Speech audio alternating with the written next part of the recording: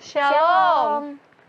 Kami ingin menyapa sahabat Hope Channel Indonesia dimanapun Anda berada. Selamat malam dan selamat datang dalam acara Obsesi Hati, obrolan seputar suami istri yang sehat dan rohani. Bersama saya, Dian Pangandaheng. Dan saya, Debbie Ellen-Syahaan. Apa kabarnya para pemirsa Hope Channel Indonesia? Apakah Anda baik-baik saja? Atau apabila Anda tidak baik-baik saja, saat ini Anda sedang berada dalam program yang tepat. Betul sekali, Ellen, karena acara ini akan membahas persoalan rumah tangga. Nah, tapi kita ingin mengingatkan nih Dian, untuk para pemirsa Hope Channel yang menyaksikan tayangan ini, apabila Anda memiliki pertanyaan seputar pembahasan malam ini, Anda bisa mengirimkan pertanyaan di kolom komentar di media sosial kita, di YouTube maupun di Facebook, atau Anda bisa langsung menghubungi call center Hope Channel yang nomornya telah tertera di layar kaca Anda.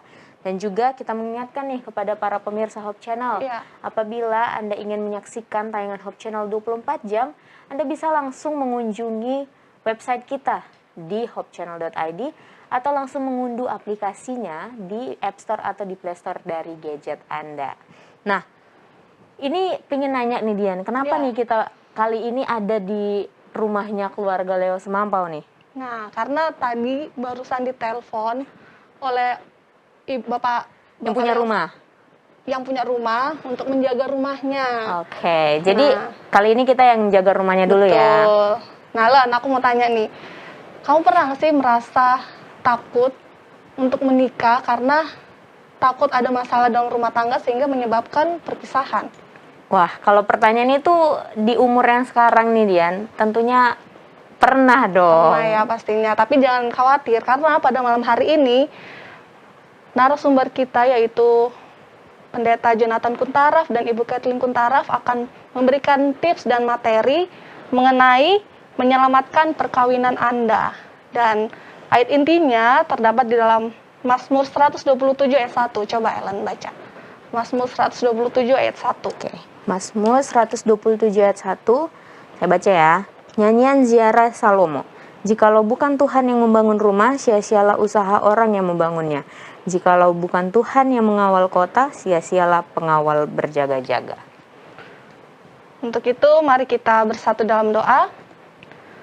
Bapa kami yang bertamu kerajaan surga, ya Tuhan, terima kasih atas berkat dan kasih-Mu kepada kami saat ini. Bertemu lagi dalam program Obsesi Hati. Kau memberkati kami akan mempelajari dan menerima tips dari keluarga Pendeta Jonathan Kuntaraf dan Ibu Kathleen Kuntaraf, ya Tuhan. Biarlah Engkau yang mengurapi hamba-Mu supaya dapat berkata-kata sesuai kehendak-Mu dan menjadi berkat bagi kami semua, ya Tuhan. Mempertahankan pernikahan kami masing-masing, ya Tuhan. Inilah doa kami, ya Tuhan. Ampuni dosa kami itu banyak. Dalam nama Tuhan Yesus kami sudah berdoa mengucap syukur. Amin. Amin. Saya sudah tidak sabar lagi dan Ellen juga pasti tidak sabar untuk menyapa keluarga Pendeta Jonathan Kuntaraf dan Ibu Kathleen Kuntaraf. Shalom. Shalom. Shalom. Bagaimana kabarnya Bapak dan Ibu? Saya lihat sepertinya tambah sehat ya. Masih sehat, puji Tuhan. Terima kasih. Baik, Bapak dan Ibu, saat ini diberikan kesempatan untuk membawakan materinya. Baik, terima kasih. Jadi judulnya adalah menyelamatkan perkawinan Anda. Kenapa ini menggunakan akan judul ini? Oleh sebab ternyata banyak sekali perkawinan-perkawinan yang tidak dapat diselamatkan. Bahkan di beberapa tempat negara tertentu bisa sampai 50-75% yang mengalami perceraian. Ya. Jadi keluarga itu tidak dapat untuk diselamatkan. Padahal dasarnya yang sangat penting adalah seperti yang kita telah baca tadi dari Mazmur 127 ayat yang pertama. Kalau bukan Tuhan yang membangun rumah, sia-sialah tukang-tukangnya bekerja. Kalau bukan Tuhan yang melindungi kota, sia-sialah para pengawal berjaga. Satu hal yang sangat penting adalah bahwa Tuhan yang membangun rumah, ya, dan yang dimaksudkan bukan hanya bangunan rumah, tetapi adalah rumah tangga. Jadi haruslah berdasarkan kepada ketuhanan. Itulah sebabnya kita mempunyai program Obsesi Hati, ya, yaitu obrolan suami istri yang sehat dan rohani. Kita mau menggunakan dasar-dasar Alkitab di dalam pengembangan rumah tangga kita masing-masing. Memang banyak sekali masalah di dalam perkawinan. kita coba lihat beberapa hal yang kita sebutkan sering adalah masalah apa ya? Problem yang paling umum dalam perkawinan yang bisa menjadi masalah biasanya karena pembagian kerja. Ya, suami itu mengharapkan istri biarpun sudah bekerja di luar, tapi sampai di rumah tangga juga harus beres. Jadi kadang-kadang tidak mau menolong, tidak pembagian kerjanya itu yang membuat jadi persoalan bagi rumah tangga. Tetapi ada yang lagi lebih buruk lagi, istri yang bekerja, istri juga yang diharapkan untuk melakukan pekerjaan di rumah, dan sang suami hanya baca-baca, main gitar, ya minum-minum dan sebagainya. Ya. Dan kami dapatkan keluhan, bahkan beberapa saat yang lalu kita dapatkan keluhan tersebut. Bagaimana dengan suami yang tidak bertanggung jawab, tidak pernah memberikan nafkah kepada keluarga, kemudian dia lebih banyak kegiatan di luar, tapi tidak bekerja, hanya untuk main-main saja. Kemudian problemnya yang kedua adalah karena keuangan. Biasanya katakan bahwa, wah, keuangan kita jadi betul-betul sangat-sangat minim, sehingga bagaimana kita harus kerja untuk membayar mortgage, membawa anak ke sekolah, dan sebagainya. Ini juga menjadi persoalan bagi dalam perkawinan. Sebab ternyata sesudah masuk ya akan jenjang perkawinan, kebutuhan itu banyak, tapi uang itu terbatas. Kemudian prioritas suami atau prioritas daripada istri itu berbeda di dalam pengelolaan keuangan. Jadi itulah sebabnya banyak problema yang terjadi di dalam keluarga. Ya, kemudian yang ketiga kita lihat adalah perbedaan pendapat dalam mendidik anak. Ada ibu yang terlalu soft, ya, terlalu lembut, terlalu lemah. Apa anak-anak bilang itu dia ikutin aja. Sedangkan suami mau disiplin. Jadi tidak ada persamaan dalam mendidik anak-anak. Dan perbedaan akan pendapat ini menimbulkan lagi juga akan problema. Kemudian perbedaan kepribadian. Ya. Memang sering kita pernah bahas tentang masalah temperamen ya. Seorang yang kolerik kan berbeda dari seorang yang flegmatik ya. Seorang yang sanguin berbeda ya. Dengan yang kolerik dan sebagainya ya. Jadi dengan demikian maka perbedaan kepribadian itu menimbulkan berbagai macam permasalahan di dalam keluarga. Makanya dalam marital counseling, pre-marital ya, sebelum married, ini semua harus dibahas lebih dahulu supaya mereka sudah bisa mengerti dan tidak akan mendapat shock waktu masuk dalam jenjang. Kemudian cara berkomunikasi yang berbeda ya. Ada yang berbicara komunikasi itu dengan diam-diam saja, ada yang terbuka tetapi tidak pernah berhenti, kemudian ada dengan menuduh, dan cara berkomunikasi itu yang berbeda yang menyebabkan berbagai macam masalah. Bahkan problema yang terbesar dalam rumah tangga adalah problema komunikasi. Makanya kita sudah buat satu buku tentang komunikasi supaya orang bisa mengerti cara komunikasi yang terbaik. Dan kemudian kemudian faktor yang berikut itu adalah yaitu perbedaan di dalam bahasa kasih. Kita sudah bahas mengenai 5 bahasa kasih. Dan kalau kasih itu tidak dinyatakan, maka akan layulah tanaman itu, tidak disirami dengan air. Demikian juga dengan keluarga. Kasih dalam 5 bahasa itu akan menjadi persoalan. Kemudian masalah seksualitas juga menjadi suatu masalah. Kemudian cemburuan dan ketidaksetiaan menimbulkan banyak masalah di dalam keluarga. Kemudian kebosanan. Sudah bosan, nggak mau lagi saya bicara sama kamu karena sudah bosan. Kenapa bosan? Oleh sebab sang istri mungkin hanya di rumah saja, dia harus kerjakan segala sesuatu, itu saja. Kemudian dia tidak merasa dapatkan perhatian daripada sang suami. Suami pokoknya pikirkan karir saja. Maka kebosanan menimbulkan suatu stres, akhirnya berbagai macam masalah, dan ini adalah satu hal yang umum apalagi di dalam 2 tahun yang pertama sesudah pernikahan. Kemudian kita lihat yang ke-10 problem yang paling sering terjadi yang menyebabkan perceraian adalah pergumulan dalam kuasa, power struggle. Suami mau menunjukkan bahwa dia lebih powerful dan istri juga mau menunjukkan bahwa dia lebih powerful, jadi clash ya.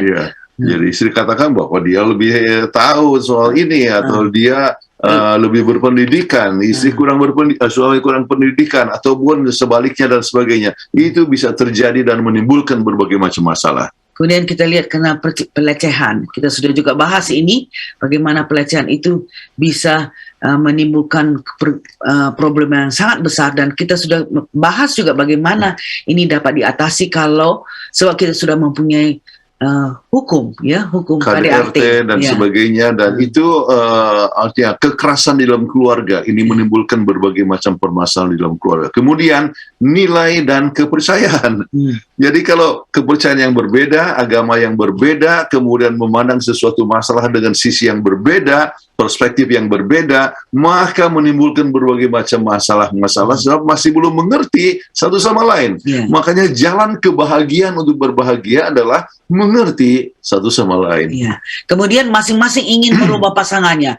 Dialah yang harus berubah. Saya ini sudah perfect, saya ini sudah sempurna, saya punya cara adalah terbaik, dan dia harus berubah. Jadi sedangkan suami mengatakan bahwa istrilah yang harus berubah. Jadi saya kepala saya kepala rumah tangga dan sebagainya. Dan jadi masing-masing merasa lebih baik dari pasangannya, dan ini menimbulkan berbagai macam masalah. Kemudian pengharapan yang tidak realistik, mengharapkan sesuatu yang tidak sebenarnya dapat tercapai. Jadi baru saja menikah, kemudian sudah mengharapkan rumah yang besar, atau mengharapkan akan mobil yang lebih mewah dan sebagainya, Jadi pengharapan yang tidak realistik, itu adalah yang sering menjadi berbagai macam problema. Nah, sekarang pilihan apa yang terjadi kalau misalnya ada keluarga yang bermasalah? Kita sudah singgung minggu yang lalu.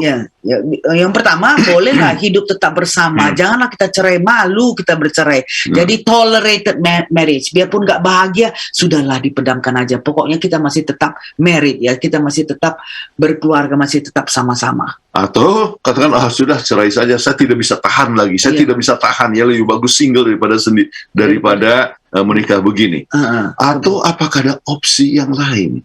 Nah, opsi itu untuk menyelamatkan keluarga, kita singgung pada minggu yang lalu. Pembahasan sekarang adalah kelanjutan dari minggu yang lalu, yaitu apa yang disebut harapan untuk sesuatu yang lebih baik.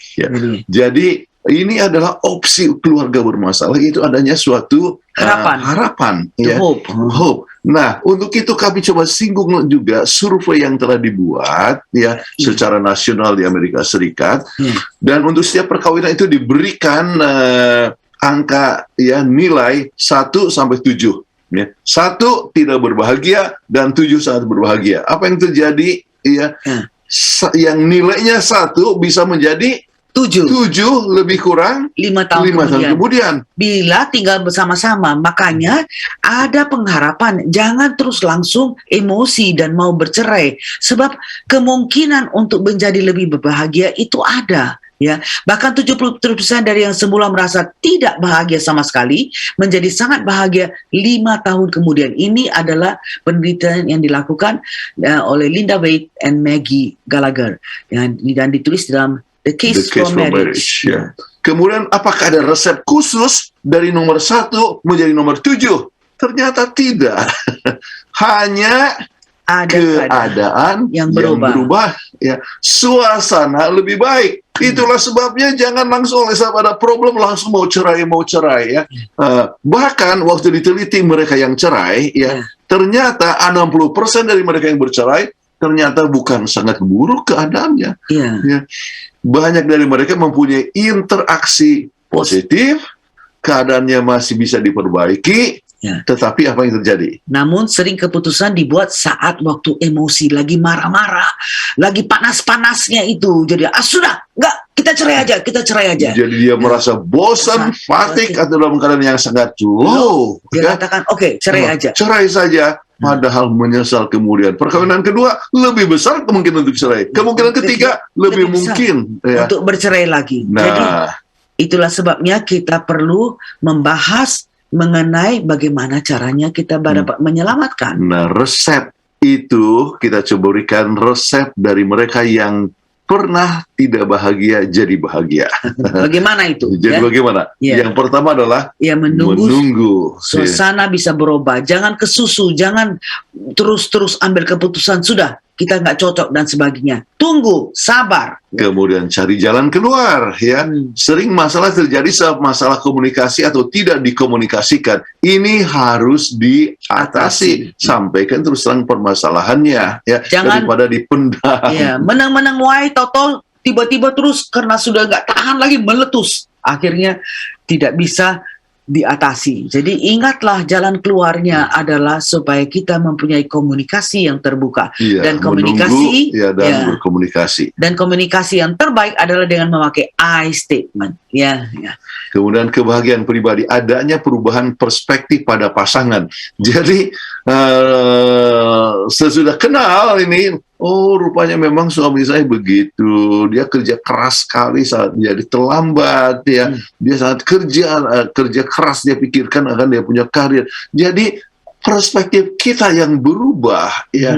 Kemudian faktor yang keempat Adalah ancaman risiko terhadap tingkah laku yang baru. Misalnya karena suami pemabuk, ya. jadi ada langsung sikapnya itu Sudah cerai lah. cerai saja. Padahal itu adalah satu perkara yang masih dapat diatasi. Ya. Nah, sekarang kita mau coba lihat 8 langkah untuk menyelamatkan perkawinan Anda. Jadi ilustrasi yang tadi kita sudah singgung minggu yang lalu. Nah, sekarang kita siapkan untuk menyelamatkan keluarga. Ada pengharapan, bukan? Nah, sesudah lihat pengharapan, bagaimana kita menyelamatkan perkawinan kita? Kita lihat 8 poin ini. Ya, langkah pertama mengambil langkah pertama ya seperti Anda lihat sesuatu yang buruk terjadi dan Anda harus mau memperbaikinya. Anda harus buat sesuatu. Misalnya komunikasi kita nggak bagus. Jadi kita harus berbuat sesuatu. Bagaimana saya bisa improve, perbaiki komunikasi kita dengan I statement. Anda bisa lihat di kita punya YouTube mengenai episode yang lalu, ya. Bagaimana komunikasi itu sangat penting. Jadi langkah pertama itu penting daripada hanya didiamkan saja. Ya. Kalau didiamkan saja itu permasalahan, akhirnya jadi meletus kemudian dalam keadaan yang tidak bisa lagi dapat ditanggung. Jadi ambil langkah pertama. Ya. Kemudian saat yang sama harus ambil waktu untuk melihat diri sendiri. Jangan pikir orang pasangannya yang salah. Kita pun mempunyai juga kesalahan. Jadi mungkin kita harus kita yang kurang sabar, kita yang emosi, kita yang merasa perlu perhatian, ya. Jadi atau saya yang royal, tidak hemat. Jadi sehingga istri marah. Ya. Melihat diri sendiri adalah faktor yang penting sebelum menyalahkan orang lain. Ya. Kemudian sedikit berbicara dan lebih banyak mendengar. Sering sekali kita ngotot, ngomel semua. Kita tidak dengar permasalahan. Jadi lebih bagus kita ngomong lebih sedikit, tapi kita dengar pasangan kita apa keluhannya dan sebagainya. Dan cek nada suara Anda. Kadang-kadang kita berbicara sudah keras, berteriak-teriak. Kami sudah pernah katakan bahwa kita jangan berteriak kecuali rumah itu terbakar. Kalau rumah terbakar boleh berteriak. Tetapi kalau misalnya di dalam keadaan yang normal, ngomonglah baik-baik dengan lembut. Para suami yang kolerik juga harus ingat nada suara Anda mungkin telah menyakiti hati istri Anda, ya. Jadi cek nada suara Anda. Kemudian yang kelima, kita lihat berhentikan bicara tentang diri yang negatif, ya.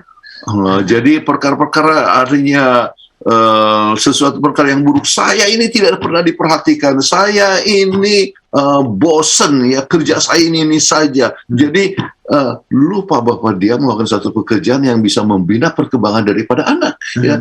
Jadi melihat kepada pengalaman diri yang serba negatif itu merusak diri kita sendiri. Orang kan bisa sakit, ya, bisa ulcer, bisa stres atau penyakit jantung ataupun tekanan darah tinggi dan sebagainya.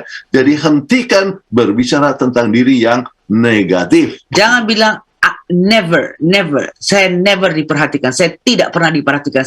Itu akan terus membuat persoalan yang lebih hebat. Dan kemudian kita lihat langkah yang keenam, tunjukkan kebaikan hati walaupun Anda merasa tidak mau melakukan itu.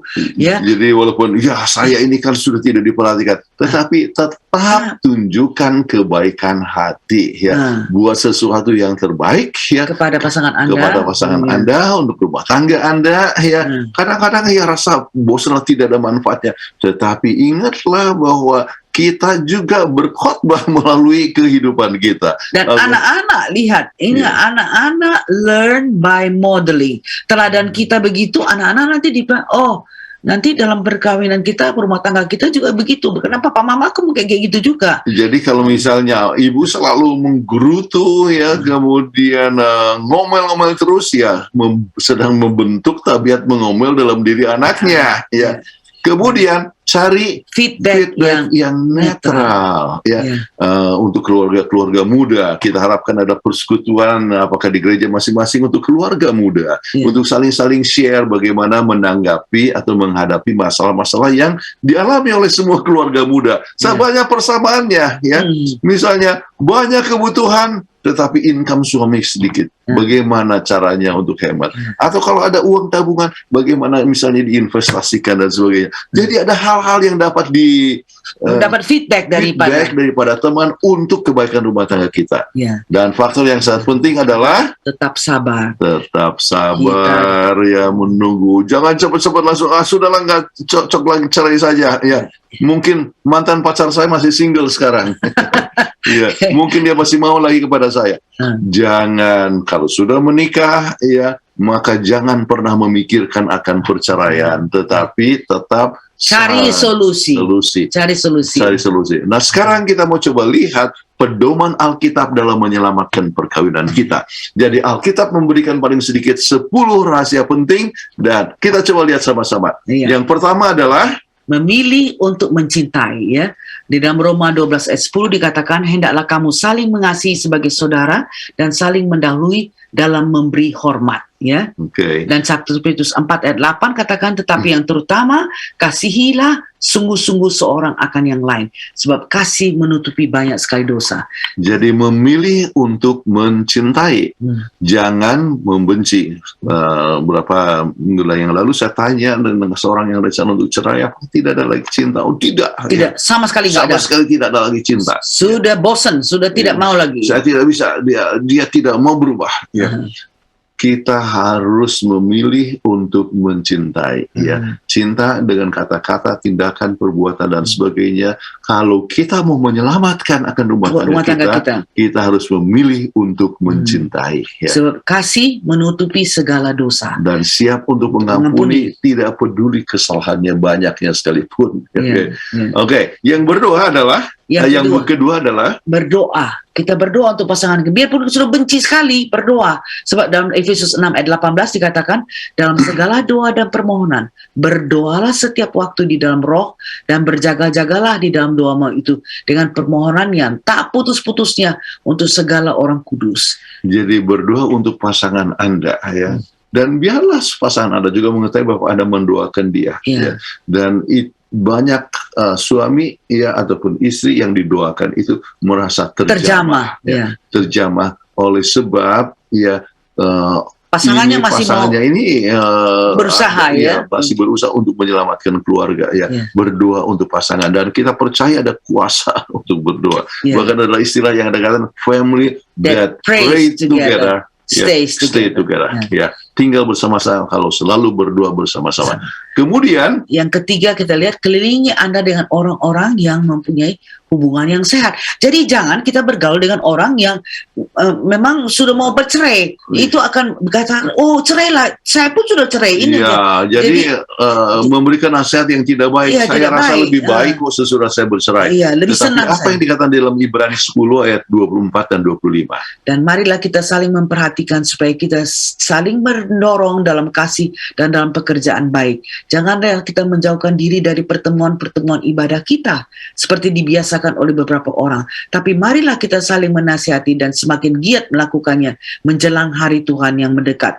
Jadi dengan kita berkumpul bersama-sama dengan orang-orang yang mempunyai happy marriage, kita satu akan, iman dalam hal ini adalah kebaktian misalnya. Dan orang yang mempunyai keluarga yang berbahagia, kita akan dapat tips-tips untuk bagaimana menjadi bahagia, dan kita tidak didorong untuk ambil keputusan cerai aja. Tetapi bisa saling memperhatikan, ya, kita menguatkan satu sama lain. Dan kita senang kadang-kadang di gereja, ya, disebutkan, ya, ayo saling mendoakan tolong doakan keluarga ya. Dan ternyata kita dapatkan perubahan-perubahan yang telah terjadi, ya. Saling mendoakan, saling menguatkan. Itulah sebabnya bergaulah dengan mereka yang mempunyai hubungan yang sehat, ya, yang berbahagia, ya, penting sekali. Kemudian faktor yang keempat, Ya, bertindak seakan-akan kebahagiaan pasangan Anda lebih penting dari kebahagiaan Anda sendiri. Jadi kita jangan selfish, jangan ingat diri kita sendiri aja. Kita lihatlah bagaimana caranya kita membahagiakan pasangan kita. Ya, sesuai dengan Matius 7:12 dikatakan,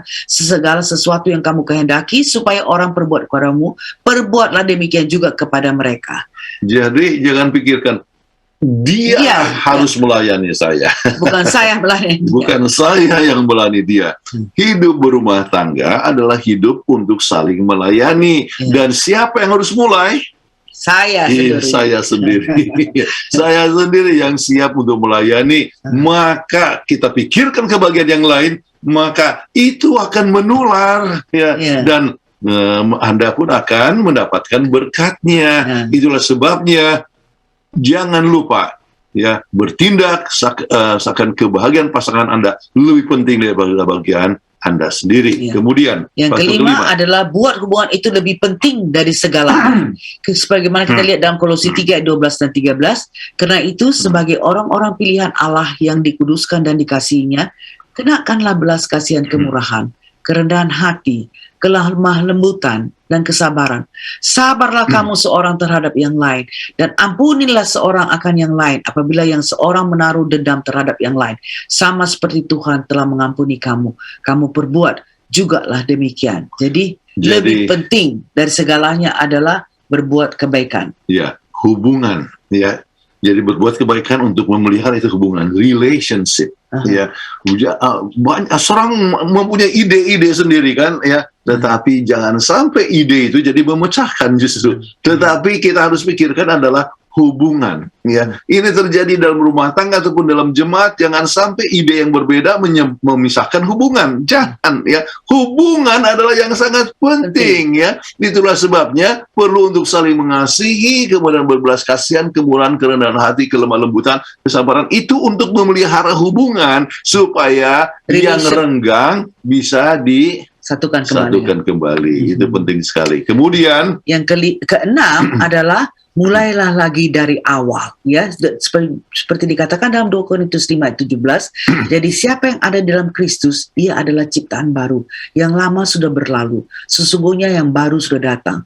Mulailah hidupkan hidup seperti yang Yesus ingin kita untuk hidupkan, hidup yang melayani, hidup yang mengasihi, hidup yang mengampuni, hidup yang penuh dengan kesabaran dan sebagainya. Jadi ingatlah pada waktu awal permulaan hubungan Anda mencintai, waduh, hidup itu berbunga-bunga sekali, ya. Nah, ini hubungan itu yang pelihara. Jadi kalau sudah sempat renggang, kembalilah mulai dari awal lagi, ya. Suasana waktu pacaran, indahnya waktu bersama-sama, ya. Jadi hidup yang diperbarui, ya. Jangan langsung menuntut orang yang harus baru. Mulailah dengan diri kita sendiri yang baru, kemudian kita siap untuk kembali membina supaya rumah tangga ini dapat diselamatkan. Ya, kasihan sekali kalau sampai terjadi perpecahan, ya, anak-anak menderita, anak juga berderita, memikirkan coba cari jalan keluar, padahal akhirnya terbabit dengan segala macam kelemahan yang lain. Hindarkan itu. Mulailah sesuatu yang baru dalam hubungan, ya, dengan pasangan Anda, supaya rumah tangga dapat diselamatkan. Ya. Yang berikut, langkah ketujuh, jangan meremehkan satu sama lain. Dalam Matius 26 ayat 39-40, bila manakah kami melihat engkau sakit atau dalam penjara dan kami mengunjung engkau, dan raja itu akan menjawab mereka, aku berkata kepadamu, sesungguhnya segala sesuatu yang kamu lakukan untuk salah seorang dari saudaraku yang paling hina ini, kamu telah melakukannya untuk aku. Jadi sama sekali. Saya mau perbaiki Bapak, ini bukan Matius 26 ayat 39-40, tapi Matius 25, ya. Nanti kami perbaiki. Oke. Jadi jangan meremehkan yang lain, tetapi harus memikirkan akan orang lain sama seperti kita berbuat kepada Tuhan. Ya. Karena Tuhan katakan kepada orang yang paling hina itulah yang kamu perbuat, itu adalah actually melakukan itu kepadaku. Luar biasa. Jangan meremehkan satu sama lain. Kemudian kalau keadaan memang gawat, maka kita harus perlu counseling. Apa yang dikatakan dalam Amsal 11 ayat 14? Ya, jikalau tidak ada pimpinan, jatuhlah bangsa. Tapi jikalau penasehat banyak, keselamatan ada. Sering kita perlu penasehat pernikahan, ya. keluarga Marital muda, counseling. ya, marital counseling perlu belajar dari orang-orang yang berpengalaman, ya, yang sudah menikah banyak, dan Anda akan dapatkan bahwa semua rumah tangga pernah ada masalah. Nggak ada rumah tangga yang sempurna. Jadi jangan mengharapkan kesempurnaan. Nah, oleh sebab semua keluarga itu pernah adanya masalah, maka bagaimana masalah itu dapat diatasi? Penasehat itu penting, ya. Jadi counsel, ya, kepada orang yang dipercaya, ya. Jangan sampai orang yang dari orang yang juga mempunyai masalah keluarga.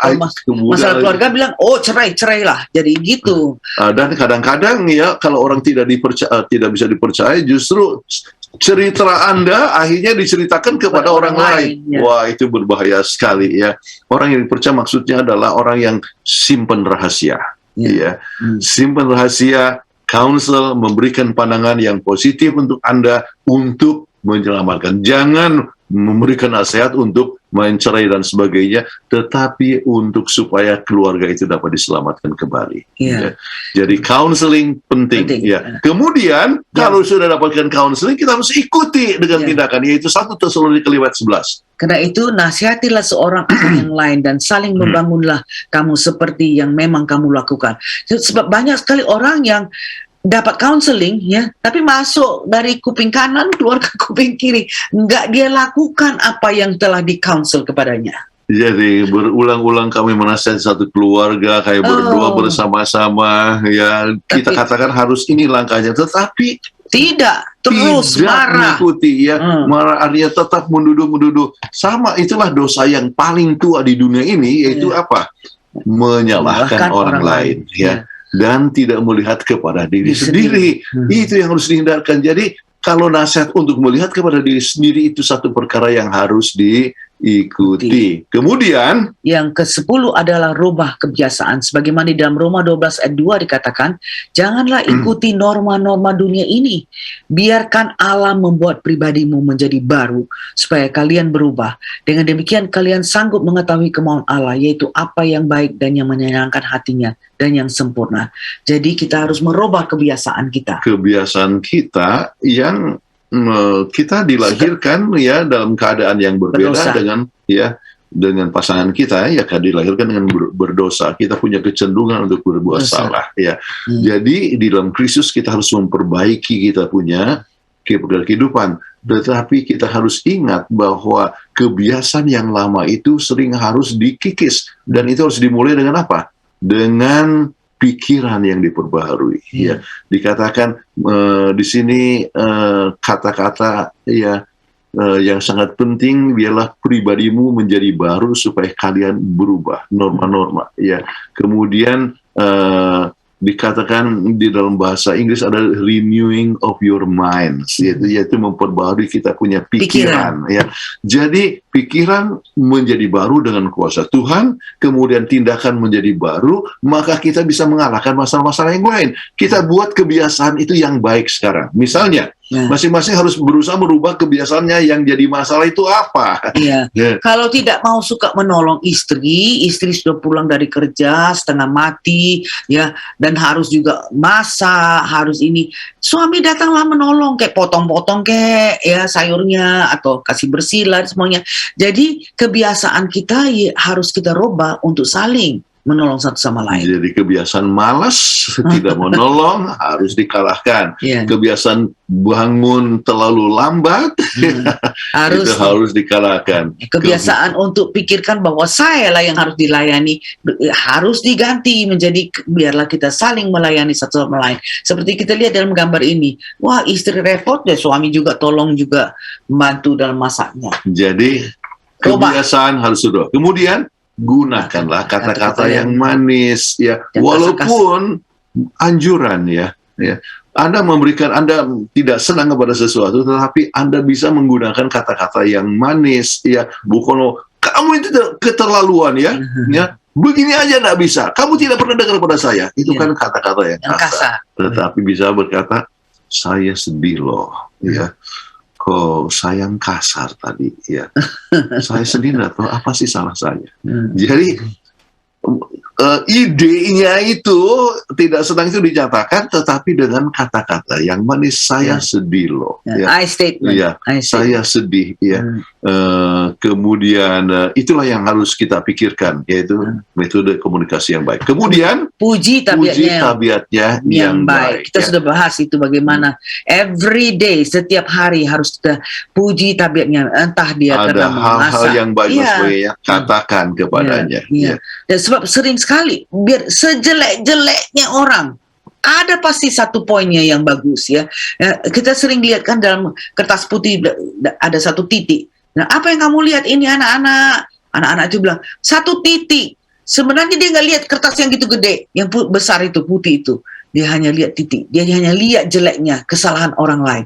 Jadi bagaimanapun jeleknya pasangan kita, pasti ada yang baik. Dan yang baik itulah yang harus kita puji. Sebab dengan dapat pujian itu, maka pasangan kita akan, oh senang ya, saya rupanya itu pujian. Dia akan lebih sering melakukan yang poin yang baik itu.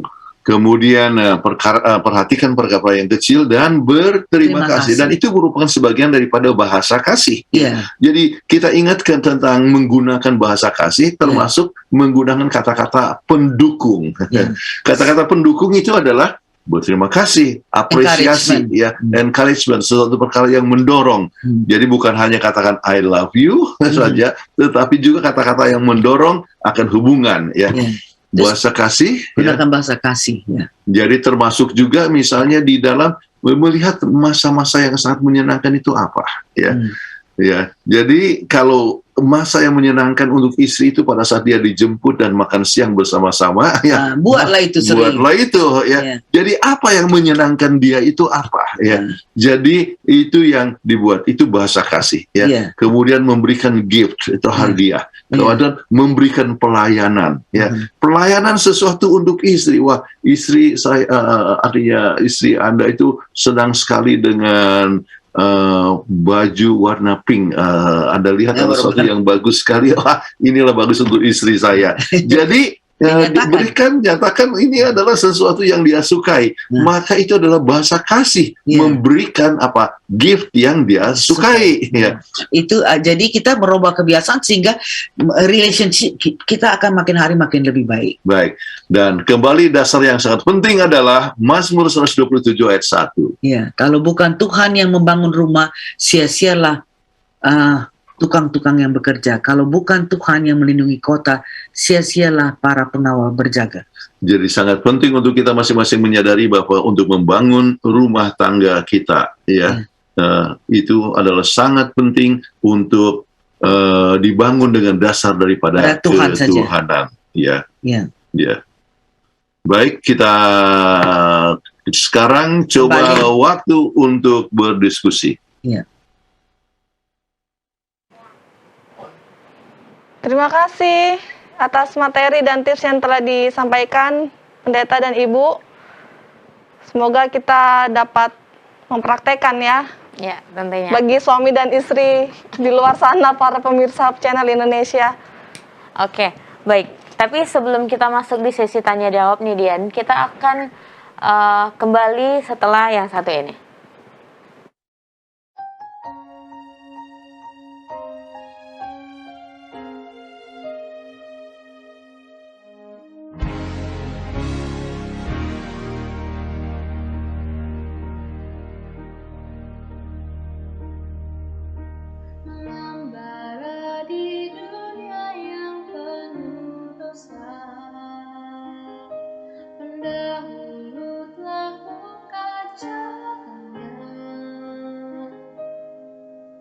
Bersorak dengan setia, menguatkan yang lelah. Hidup mereka menyatakan besar rahmat Allah. Dikelilingi limpahnya saksi setia, kita bertanding bukan Tuhan. Mereka berikan panutan, kita akan teruskan warisan kesetiaan hidup kesalehan.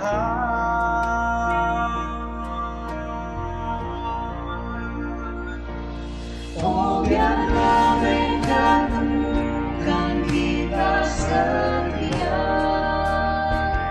tapi pengabdian kita beneran.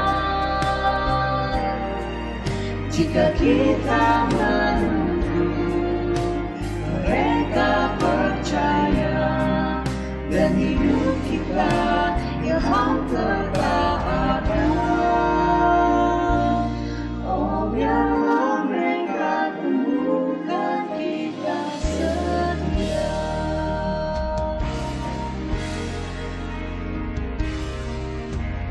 Harapan dan mimpi datang dan pergi.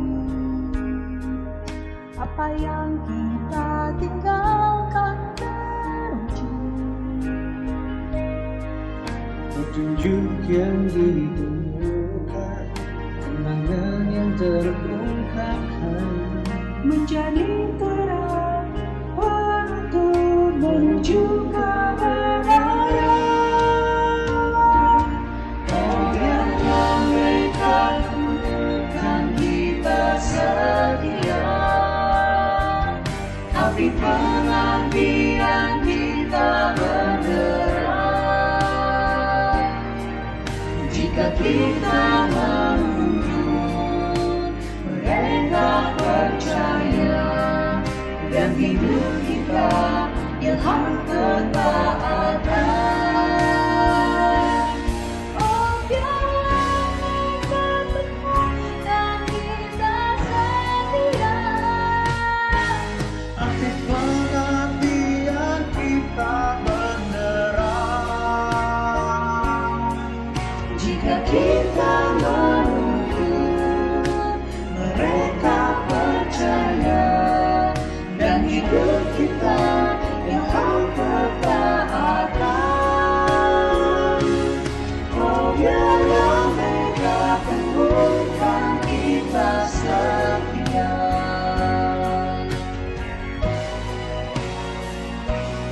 oh, biarlah mereka temukan kita setia.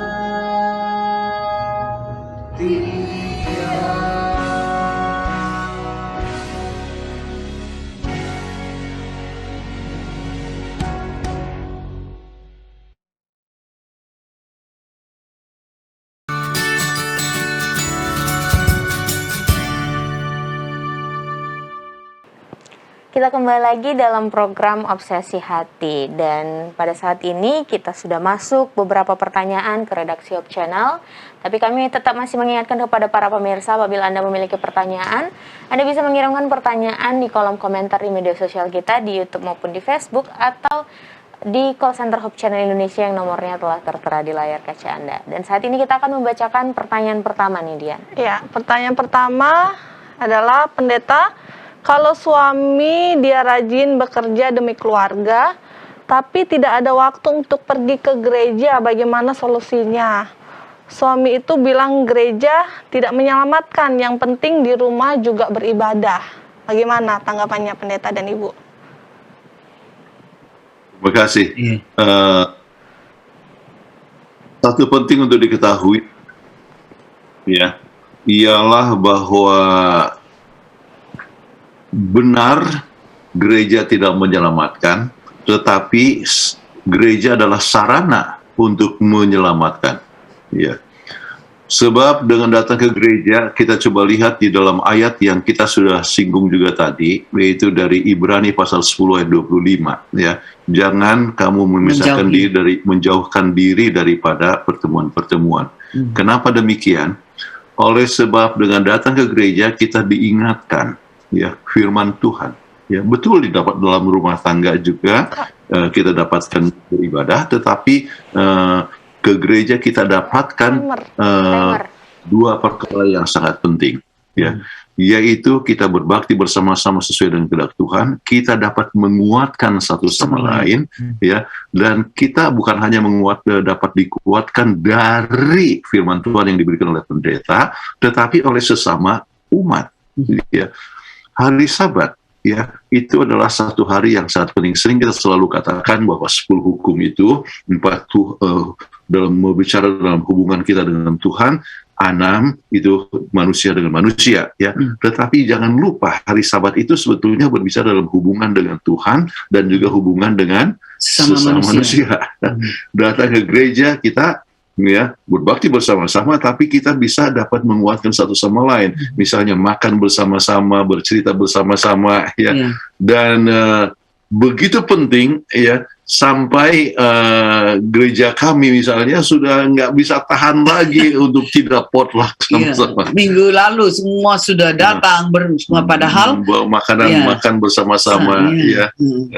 Walaupun pakai masker, kecuali waktu makan ya terpaksa maskernya dibuka. Tetapi menguatkan satu sama lain, ya, itu sangat penting sekali dalam satu komunitas. Ya, jadi bukan hanya dalam skala keluarga, ya. Jadi ke gereja itu sangat penting, ya, untuk mendapatkan firman Tuhan, ya, berbakti bersama-sama, ya. Kalau tidak penting, kenapa Tuhan tidak? Kenapa sampai Tuhan perintahkan dalam Alkitab? Ya. Ingatlah hari Sabat untuk pergi ke gereja. Ya. Dan bukan hanya itu, tetapi juga sampai kepada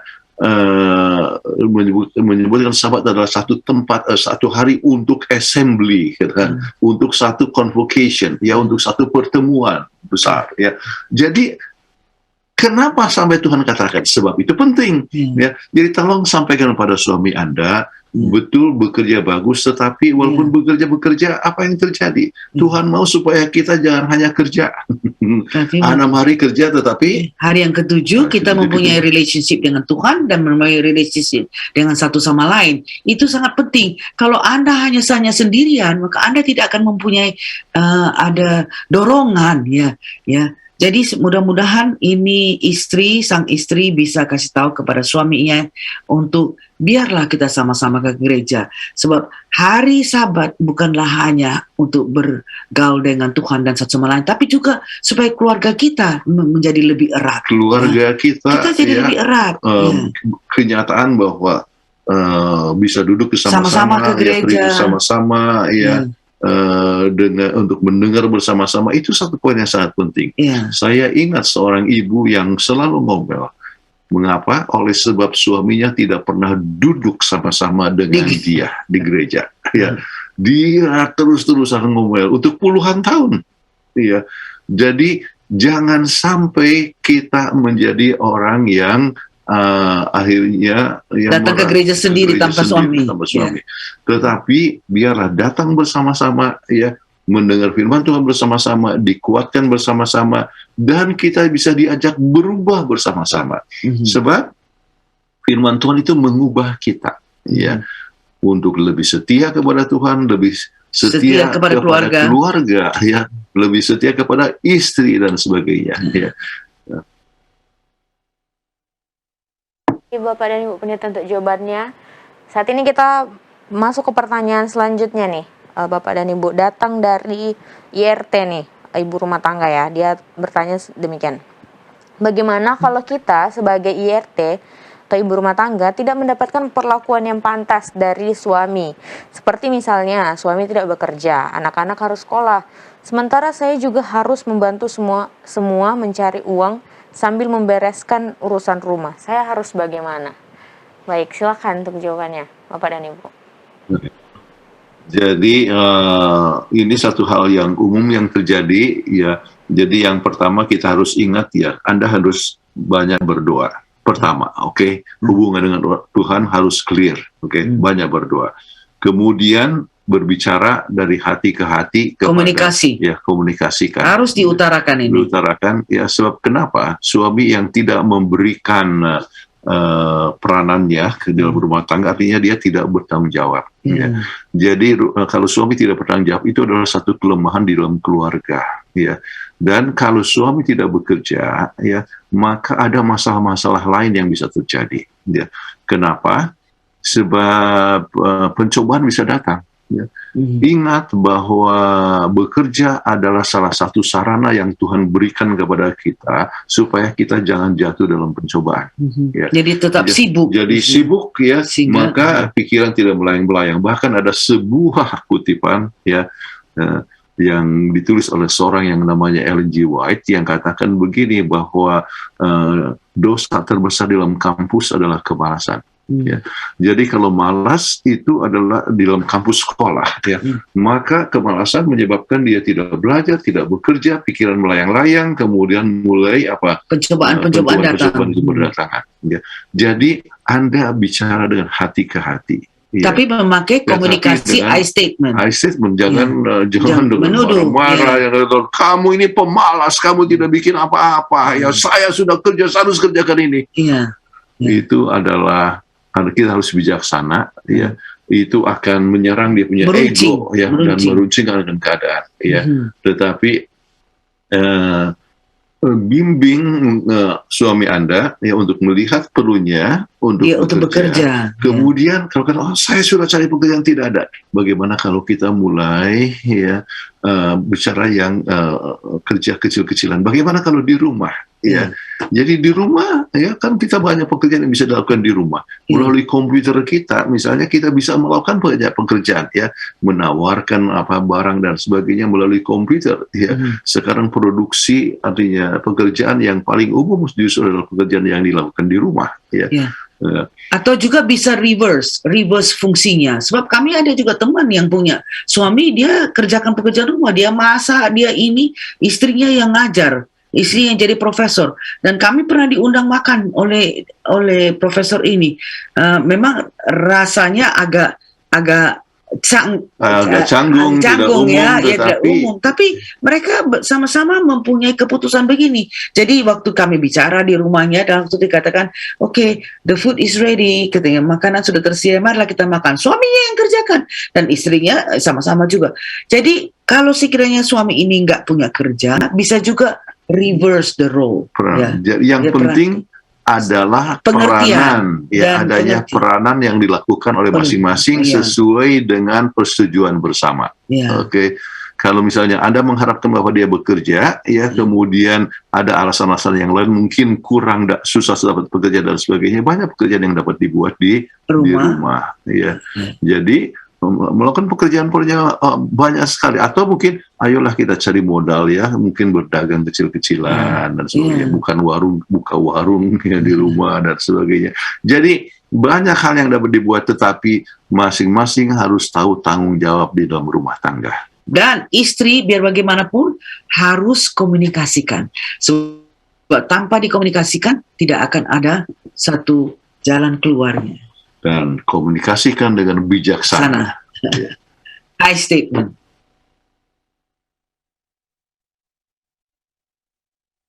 I statement. Sekali lagi komunikasi yang bijaksana ya. Pertanyaan selanjutnya adalah suami saya sering sekali saya tegur karena dia suka minum-minum. Apakah ada solusi untuk permasalahan ini, pendeta dan ibu? Ada, ya.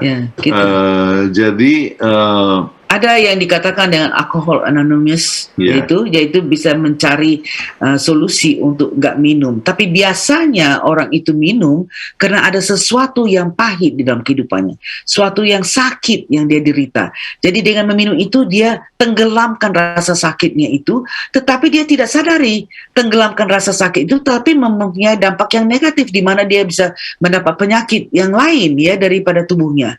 Jadi ini perlu kita sadarkan kepadanya. Jadi sudah sering tegur. Nah sekarang tegur itu ya ada bermacam-macam cara ya. Ada menegur dengan marah-marah. Kamu ini pemalas, kamu ini hanya minum-minum saja kerjanya. Kamu tidak mau kerja dan sebagainya. Saya harus buat ini dan sebagainya. Nah kita bisa gunakan I statement ya, dan coba melihat bersama-sama. Misalnya sayang ya. Kita belajar yuk sama-sama, kira-kira apakah minum-minum itu baik atau tidak. Tunjukkan bagaimana minum itu merusak dia Merusakkan punya punya otak. saraf otak ya, otaknya makin lama makin mengecil, pertimbangannya buruk, kemudian Liver. dalam keadaan bisa sirosis Ya, ya, liver livernya, cirrhosis. liver cirrhosis, banyak masalah. Ya. Kemudian banyak, saya punya teman ada namanya Jose Rojas, bapaknya meninggal sebab minum-minum, saudaranya meninggal sebab minum-minum ya. Ya. Jadi sekarang kita coba bicarakan, minum-minum itu kan bahaya sayang ya. Ya. Jadi apa yang kita harapkan daripada keluarga kita?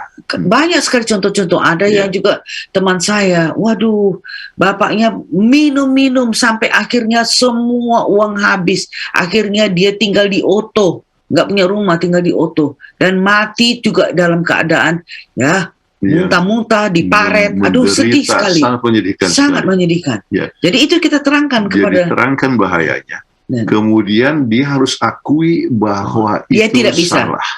Ya, dan itu salah dan dia tidak Bisa sanggup untuk mengatasinya sendiri dengan kekuatan. kuasa sendiri. Hmm. Kemudian waktu itulah ambil waktu untuk berdoa, ya. Berdoa kepada suami dengan sama suami, Tuhan berikan kekuatan, ya, berikan kekuatan, ya. Kemudian ajaklah suami itu untuk kesibukan, ya. Pada saat coba perhatikan kapan waktunya dia suka untuk minum, ya. Kemudian ayolah kita jalan-jalan sama-sama. Jadi pergi ke alam bersama-sama, atau melakukan pekerjaan, ya. Ayolah sama-sama, artinya kerja di kebun, ya, mencangkul dan sebagainya. Sibuk sampai dia punya selera itu pun bisa hilang dan sebagainya. Artinya dapat ditekan. Dan kemudian cari counseling dengan Alcohol Anonymous. Ya, counselor itu Ya. sangat penting sekali. Ya. Kemudian coba salah satu hal yang disebutkan kepada suami, apakah sayang mau anak-anak kita juga jadi pemabuk? Kira-kira teladan apa yang kita berikan kepada anak-anak kita? Ya. Dan sebagainya. Jadi keburukan-keburukan dan sebagainya yang terjadi, dan dia menyadari bahwa itu salah, dengan kuasa Tuhan ya. Dapat berubah. Kemudian hal apa, kekosongan apa yang menyebabkan dia sampai mau untuk minum? Ya, apakah hanya oleh sebab dia punya badan itu sudah kena racun, ya, intoksikasi, ya, sehingga dia selalu ada kecenderungan untuk itu, adiksi, ya, dan sebagainya. sudah adiksi, ya, maka itu yang harus ditekan dan dipelajari bersama-sama. Tetapi dia harus tahu bahwa dia salah, tetapi dia tidak bisa mengalahkan itu dengan kuasa sendiri. Ya. Dengan kuasa Tuhan. Hanya dengan kuasa Tuhan. Oke. Pendeta, karena tadi Bapak dan Ibu Pendeta ada menyinggung tentang konseling. Nah, pertanyaan kali ini juga ada mengenai tentang konseling. Jadi pertanyaannya seperti ini, dikatakan mereka katanya ingin konseling, tapi mereka merasa tidak cocok. Nah, pertanyaannya apakah mereka tetap mau lanjut atau tetap coba walaupun dengan konsekuensi yang mereka sudah tahu. Jadi mereka ketika konseling katanya sudah melihat ketidakcocokan antara dua pasangan ini. Jadi mereka bingung apakah mereka akan melanjutkan atau berhenti sampai di situ. Silakan jawabannya Bapak dan Ibu Pendeta.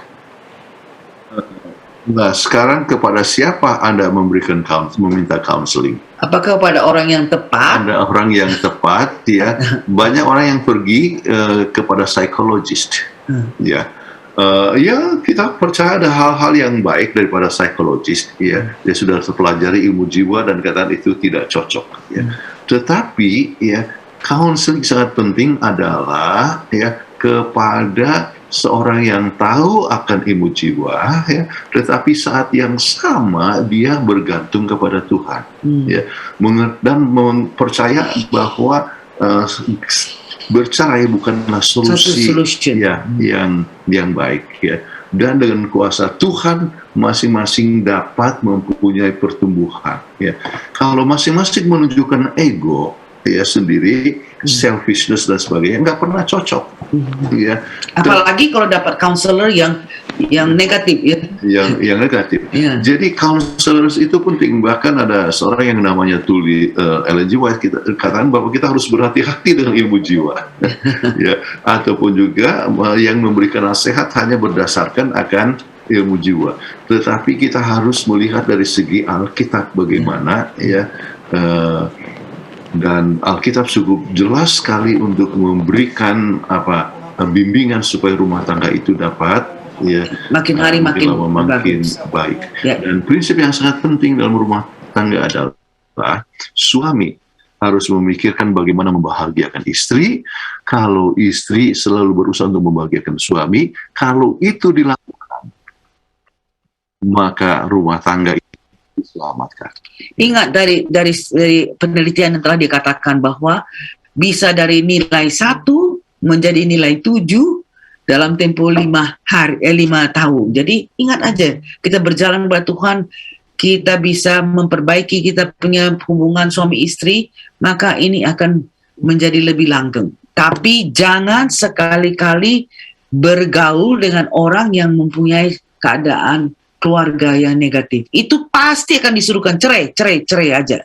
Ya, jadi kadang-kadang counselor katakan, saya sendiri bercerai. Ya, itulah ya. Itu sedih. Dia counselor, saya sendiri bercerai. Ya, artinya dia tidak bisa mengatasi akan masalahnya sendiri. Ya, bagaimana dia akan memberikan nasihat kepada orang lain. Jadi kita harus berhati-hati. Ya, Dalam jadi counseling. kepada yang akan bercerai itu, ya. Coba banyak berdoa dan mencari counselor yang tepat. Takut akan Kalau Tuhan. sedangkan berobat kepada dokter, kadang-kadang kita katakan kita harus lihat second opinion. Iya. Ya, datang kepada dokter kan, oh kamu sakit ini, ya Anda bisa katakan minta pendapat yang lain. Mungkin tidak selamanya pasti demikian. Ya, betul. Second opinion, counselor juga begitu. Cari lihat second opinion. Ya. Dan satu waktu saya dapatkan telepon jam 11 malam dari seorang istri, dia katakan, saya boleh dapatkan konsultasi ini dari seorang yang dari satu denominasi yang bukan satu gereja dengan saya, tetapi dia mendengar dari obsesi hati. Ya, jadi tolong saya. Kemudian saya berikan pandangan, kemudian, oh terima kasih, apakah boleh bicara sama suami saya? Bicara, adanya saya bicara dengan suaminya, ya, dan selamat, dan rumah tangga itu dapat diselamatkan. Jadi ini obsesi hati pernah menyelamatkan juga akan pasangan yang mau cerai. Puji Tuhan. Ya, jadi kembali penting sekali untuk meminta pandangan dari orang yang bisa merukunkan kembali rumah tangga. Terima kasih Pendeta dan Ibu. Saya jadi terpikir nih Pendeta dan Ibu, bagaimana dengan kami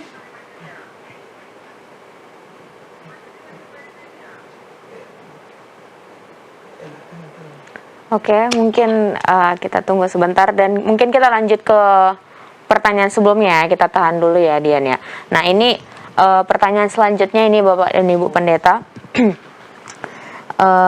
Aku cowok, ngerti pasanganku, suka ngalah.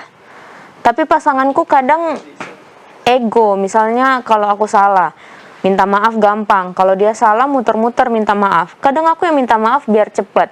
Jadi sebenarnya wanita yang selalu benar atau pria yang harus mengalah. Nah ini juga biasanya terjadi di pacaran juga sih ini Pendeta dan Ibu. Mungkin bisa memberikan tanggapannya. Iya. Baik, apa yang dikatakan di dalam Alkitab adalah kita harus saling mendahului untuk Dalam memberi minta hormat. Jadi termasuk di dalam minta maaf kita saling mendahului. Tidak ada satu standarnya kalau harus laki-laki lebih dahulu ataupun suami lebih dahulu Atau istri. atau istri ataupun suami. Enggak ada standarnya. Tetapi yang paling bagus, metode yang terbaik adalah buat satu metode bahwa yang tidak bersalah ya yang minta maaf. Jadi dalam rumah tangga ya, dalam rumah tangga, ayo sekarang kita bikin peraturan ya, yang tidak bersalah yang minta maaf ya. Jadi oleh sebab ada peraturan demikian, maka masing-masing akan saling mendahului untuk minta maaf. Menunjukkan bahwa dia tidak Sebab salah. menunjukkan dia tidak salah. Oke. Nah, jadi kita pernah bahas tentang permintaan maaf. Memaafkan atau dimaafkan adalah penting sekali untuk kesehatan. Bukan. Orang yang tidak memaafkan, ya, orang yang tidak memaafkan itu merugikan dirinya Sendiri. Ya. Jadi kenapa kenapa merugikan? Ya, dia stres, ya. Kemudian dia Bisa sakit mah, penyakit jantung, ya, ataupun tekanan darah tinggi dan sebagainya. Kita bahas, ya, berbagai macam keuntungan di dalam memberikan maaf, ya. Jadi memaafkan, ya, atau saling memaafkan itu satu hal yang sangat bagus di dalam rumah tangga. Dan itu banyak tergantung kepada dasarnya itulah kasih. Kasih itu menutupi segala sesuatu. Jadi siap untuk memaafkan, ya. Jadi kalau seandainya Anda suami istri susah, ya, dia susah. Bagaimana kalau buat peraturan sekarang? Baca Alkitab yang 1 Korintus 13 itu. Ya, baca Alkitab 1 Korintus 13, ya, kasih itu menutupi segala sesuatu. Tetapi bikin peraturan penting yaitu, ya, siapa yang tidak bersalah itulah yang minta maaf. Semoga ini bisa menolong cowok yang bertanya ini, ya. Kita masuk ke pertanyaan selanjutnya. Bagaimana jika terjadi suatu masalah dalam rumah tangga dan meminta masukan dari orang tua, sedangkan kemungkinan besar orang tua akan membela anaknya sendiri. Bagaimana pendeta dan ibu?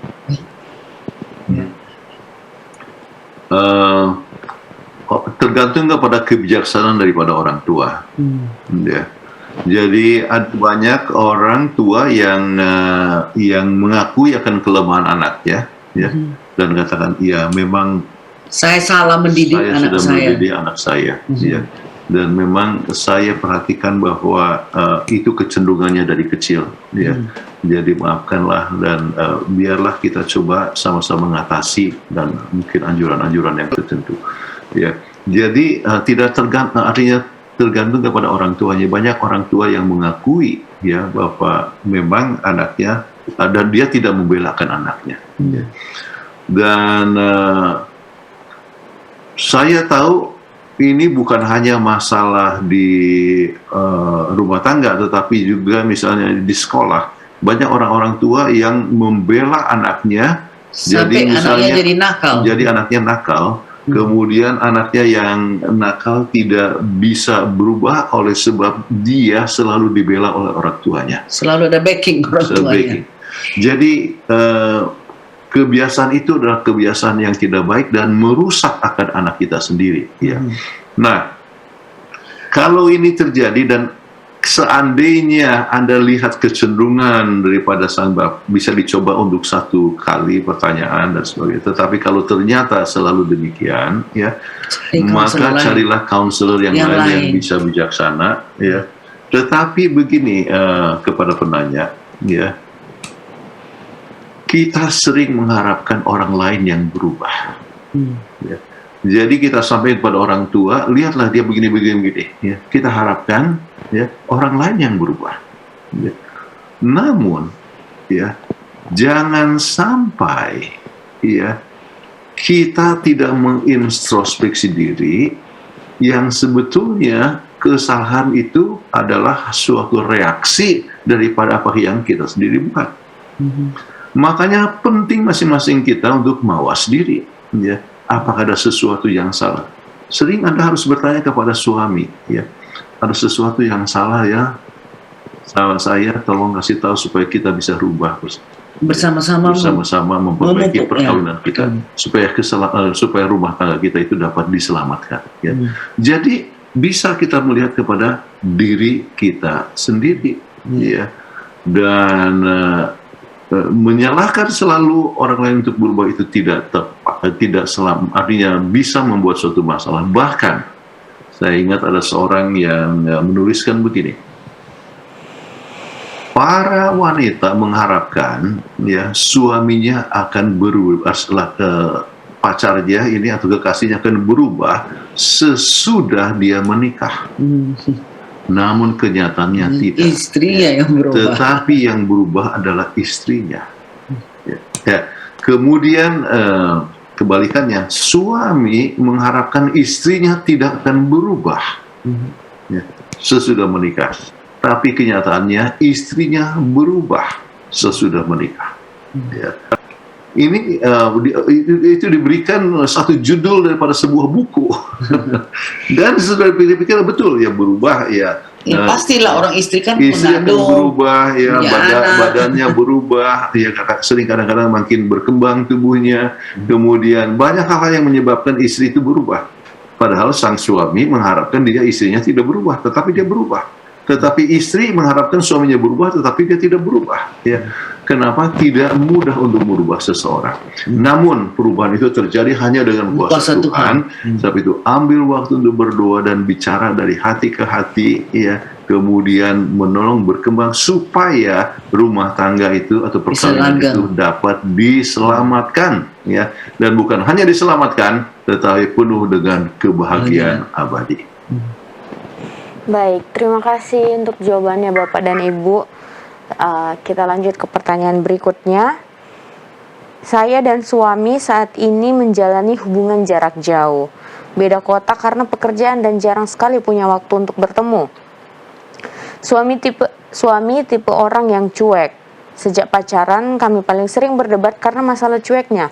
Saat ini saya sedang hamil anak pertama dan sebenarnya sangat membutuhkan perhatiannya. Hanya saja, ia kurang peka dan tidak paham kebutuhan istrinya yang sedang hamil. Saya sering menyampaikan, tapi ia tetap tidak berubah sampai saya lelah untuk menyampaikannya. Saya juga sudah tidak ada mertua yang mungkin bisa menasihati suami saya agar berubah.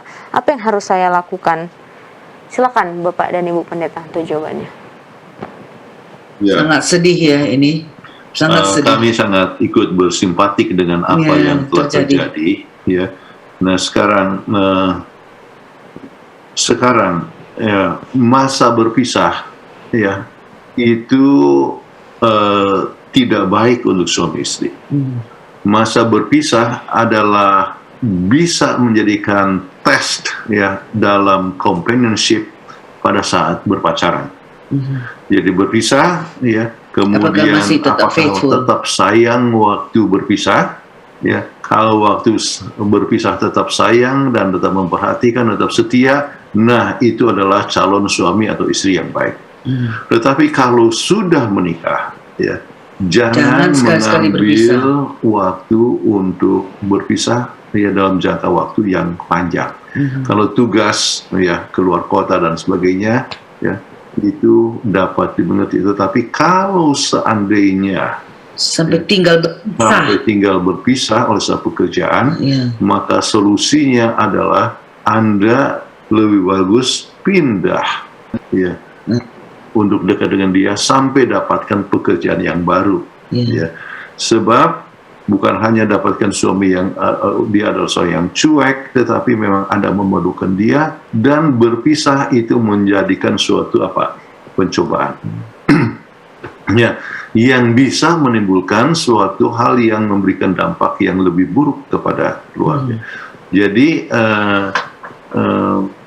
katakan kepada suami bahwa dalam keadaan yang demikian, artinya dalam masa mengandung ini saya perlu loh sayang ya. Jadi lebih bagus saya tinggal sama-sama, walaupun mungkin hanya sewa kos dalam satu kamar ya, satu kamar masih lebih bagus daripada berpisah ya.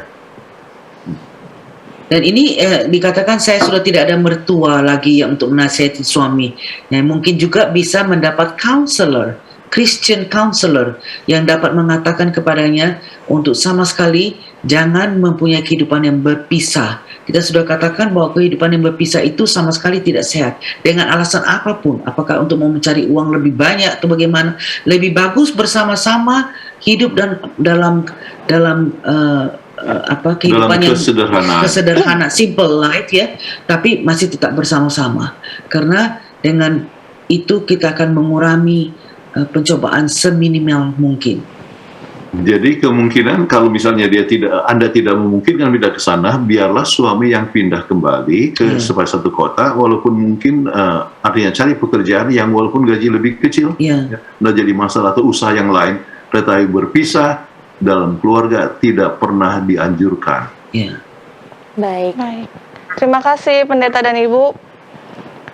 Pertanyaan selanjutnya, adalah apakah rumah tangga yang sudah bercerai masih bisa masuk ke Eden yang dijanjikan itu?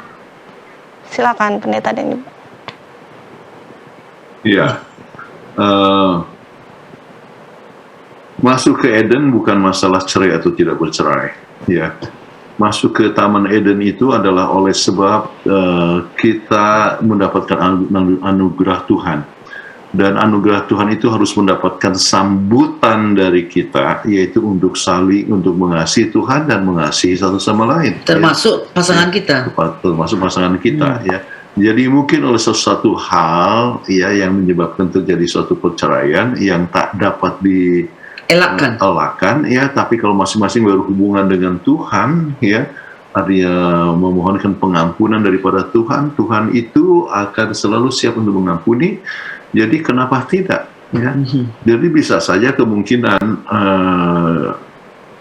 orang yang sudah bercerai masuk surga, ya, oleh sebab dia dua-duanya sudah mengalami suatu pertobatan. Nah, dalam satu segi kalau masing-masing sudah mengadakan pertobatan, ya kenapa tidak rujuk kembali supaya sama-sama mengadakan perjalanan menuju ke surga, ya. Jadi itu kan sudah lebih pasti, ya, yaitu Bapa Anda menunjukkan kasih sayang itu kepada satu sama lain, ya. Sebab kasih kepada Tuhan tidak bisa tidak harus ditunjukkan dengan kasih kepada sesama manusia, termasuk kepada pasangan kita, dan lebih utama bahkan kepada pasangan kita sendiri. Ya, kalau seandainya kita tidak bisa mengasihi akan istri kita, bagaimana kita bisa mempunyai kasih di surga? Baik, terima kasih pendeta. Semoga jawaban pendeta dan ibu juga bisa menjadi masukan ya bagi yang bertanya tadi ya, Dian ya. Betul. Oke, kita masuk ke pertanyaan selanjutnya nih. Saya rencana menikah tahun lalu, tapi calon suami saya selingkuh. Kami batal menikah. Saya coba move on, tapi pada akhirnya kembali lagi dengan orang yang sama. Tapi saya takut dia selingkuh lagi. Apalagi kalau nanti sudah menikah, karena ini sudah beberapa kali dia selingkuh. Apa yang harus saya lakukan? Silakan pendeta dan ibu.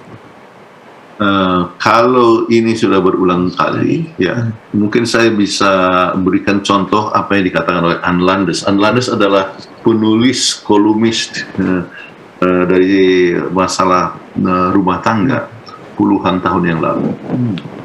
Saya punya buku-bukunya yang tebal-tebal ya, daripada Ann Landers, ya.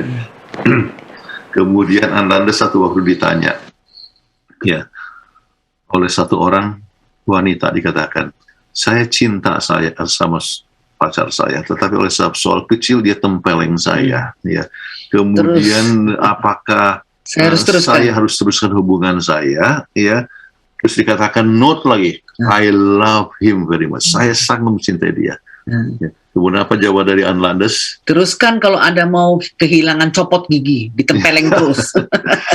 Teruskan kalau mau ketemu dokter gigi, dikatakan. Nah, maksudnya adalah kalau soal dalam masa pacaran sudah mulai tempeleng, apalagi ya, nanti di dalam rumah tangga, ya akan gampang Anda untuk ditempeleng sampai gigi Anda copot. Ya. Nah, kalau dalam masa pacaran sudah mulai selingkuh dan itu berulang-ulang, ya, maka ya kemungkinan untuk selingkuh lagi itu sangat besar. Ya. Jadi tergantung kepada Anda, ya. Kalau Anda mau mengalami, artinya mempunyai suami yang biasa selingkuh dan akan selingkuh, ya, maka Anda teruskan itu hubungan, ya. Tapi dengan pengertian Bapak akan bersedia untuk menerima sakit hatinya, dan rumah tangga itu akan menjadi rumah tangga yang penuh dengan ketidakpercayaan. Kalau rumah tangga tidak ada kepercayaan, apa yang kita harapkan dari rumah tangga? Bayangkan, ya, lambat sedikit, wah pasti sudah selingkuh, ya. Pulang malam sudah selingkuh. Mungkin pagi-pagi cepat, ya, kerja, wah ini mau ketemu selingkuhannya. Jadi tidak ada kebahagiaan, ya. Oleh sebab selalu mempunyai kecurigaan dan ketidakpercayaan di dalam rumah tangga. Kalau Anda siap untuk rumah tangga yang demikian, teruskan. Tapi kalau tidak, putuskan aja. Tapi kalau tidak, ya lebih banyak berdoa supaya Tuhan menyediakan orang untuk ya, Yang lebih baik bagi yang lebih Anda. baik. Nah, itu dari satu segi. Namun, ya, saya ingin katakan, kalau perubahan itu, manusia itu bisa berubah dengan kuasa Tuhan. Tetapi perubahan itu harus terjadi, ya, sebelum Anda Anda menikah. Hmm.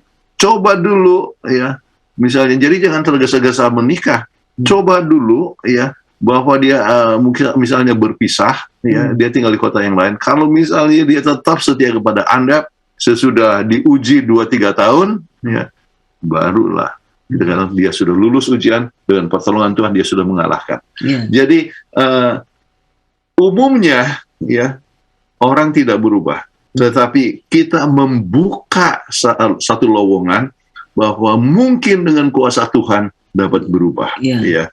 Ya, kalau dia terbuka kepada pimpinan Tuhan. Ya. Tapi kalau tidak, ya, Anda harus siap menanggung resiko rumah tangga yang penuh ketidakpercayaan. Sebab sebelum menikah ini ada banyak tes yang harus dilakukan.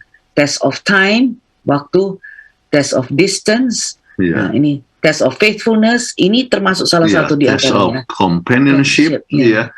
Kemudian test of sharing. Ya. Bisa lihat pembahasan khusus waktu kita bahas tentang persiapan untuk menikah Di YouTube Anda bisa di lihat. YouTube. Ya. Pendeta dan Ibu untuk jawabannya. Semoga ini juga bisa menjawab ya pertanyaan bagi yang bertanya. Nah, Pendeta dan Ibu, tidak terasa waktu kita sudah habis nih. Padahal pertanyaan masih saja masuk banyak, ya. Masih banyak yang masuk. Jadi kami minta untuk closing statement dari Pendeta dan Ibu, silakan. Banyak sekali rumah tangga yang bermasalah, dan kami ingin sampaikan semua rumah tangga ada masalahnya. Nggak ada satupun. Tidak ada rumah tangga yang tidak punya masalah. Namun bukan berarti harus berpisah ataupun bercerai. Penelitian menunjukkan mereka yang pernah ada masalah besar dan tidak bahagia, akhirnya bisa bahagia, ya, 5 tahun kemudian, oleh sebab, ya, mereka menunggu, mereka lihat bahwa situasi berubah, suasana berubah. Jadi dengan demikian, jangan cepat-cepat ambil keputusan untuk menyelamatkan keluarga, perkawinan Anda. Maka kembali kita harus ingat, Yesus harus menjadi dasar rumah tangga Anda. Hidup bukan hanya untuk dilayani, tetapi siap untuk melayani, ya, dan saling membahagiakan. Maka rumah tangga itu dapat sanggup melampaui berbagai macam gelombang kehidupan yang besar sekalipun, sebab mempunyai dasar batu karang, yaitu Yesus Kristus.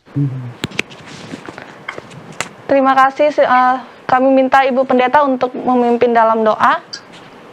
Baiklah, sama-sama kita berdoa. Terima kasih Tuhan, karena Tuhan masih memberikan kepada kami nafas untuk menyampaikan bagaimana caranya dapat menyelamatkan keluarga yang bermasalah. Terima kasih karena firman Tuhan itu begitu indah. Tuhan menyayangi kami masing-masing, dan Tuhan merindukan agar kami masing-masing mempunyai keluarga yang bahagia. Biarlah kami selalu berpaut kepada Tuhan, bergantung kepada Tuhan sepenuhnya, sehingga kami dapat mengatasi persoalan rumah tangga dengan baik, dan dimanapun kami berada, kami dapat menjadi suatu saksi bagi orang sekeliling kami. Terima kasih Engkau telah mendengarkan doa kami serahkan demi nama Kristus, Juru Selamat dan Penebus kami. Amin. Amin. Terima kasih banyak Pendeta dan Ibu atas tips yang telah diberikan kepada kami semua. Saya yakin ini bukan hanya untuk suami, istri, atau orang tua, tetapi juga kepada kita semua, orang-orang muda. Sampai jumpa lagi Pendeta dan Ibu. Sehat selalu. Sehat selalu. Tuhan berkati. Bye. Bye. Dianda.